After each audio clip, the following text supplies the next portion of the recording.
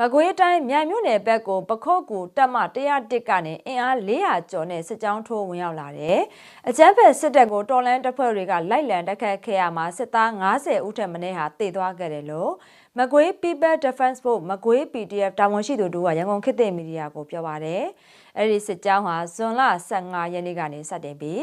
ပခုတ်ကူမြို့နယ်ကနေမြိုင်မြို့နယ်ဘက်အထိစစ်ကြောင်းထိုးဝင်လာတာဖြစ်ပြီးလမ်းတစ်လျှောက်မှာတော်လှန်တပ်တွေကလိုက်လံတိုက်ခိုက်ခဲ့တာလို့လည်းသိရပါတယ်။အဲဒီနောက်မှာတော့မြိုင်မြို့နယ်ကိုင်းတော်မှကျေးရွာအရောက်မှာစစ်တပ်ဘက်ကအထိနာသွားတဲ့အတွက်ကြောင့်တွင်းမပြူစခန်းဘက်ကိုပြန်လည်ဆုတ်ခွာသွားတယ်လို့လည်းဆိုပါတယ်။ဒီတိုက်ပွဲအတွင်းမှာတော့စစ်တပ်ဘက်ကတပ်မှုတွေအပါအဝင်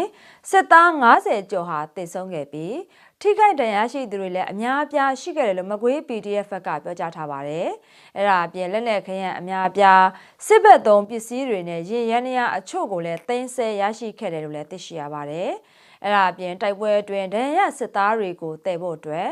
တွင်းမှပြူစခန်းထဲဆင်းသက်လာခဲ့တယ်။ MI-70 ရဟတ်ယာဉ်တစ်စီးကိုလည်းတော်လိုင်းပူပေါင်းတပ်ဖွဲ့ဝင်တွေဘက်ကတိုက်ခိုက်ဖျက်ဆီးနိုင်ခဲ့လို့လည်းသိရပါတယ်။အဲဒီစစ်စင်ရေးကိုမကွေးပြည်သူ့ကာကွယ်ရေးတပ်မတော်မကွေး Federal Unit စစ်ကြောင်းတွေ BPL KG တပ်ဖွဲ့ပခုတ်ကူခရိုင်ပကဖပေါက်ပကဖမြိုင်ပကဖရေဂျိုပကဖ ABSDF နဲ့ပခုတ်ကူခရိုင်တပ်ရင်းတွေပါဝင်ဒေသတွင်တော်လိုင်းအင်အားစုတွေအများအပြားဟာပူးပေါင်းဖော်ဆောင်ခဲ့တာလို့လည်းသိရှိရပါတယ်။အဲဒီစစ်ကြောင်းဟာသူတို့ဝင်လာတဲ့လမ်းတစ်လျှောက်မှာရှိတဲ့ကြေးရွာတွေကိုမိရှို့တာ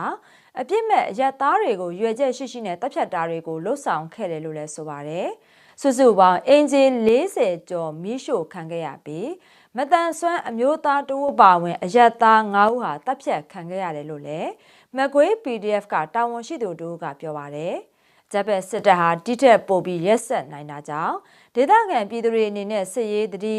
စစ်ရေးအသည့်နဲ့နေထိုင်ကြဖို့နဲ့ဘလို့နီးနဲ့မဆိုအဖမ်းမခံရအောင်ကြိုတင်တတိထားရှောင်ရှားကြဖို့မကွေး PDF ကတတိပေးထားပါတယ်ရှင်။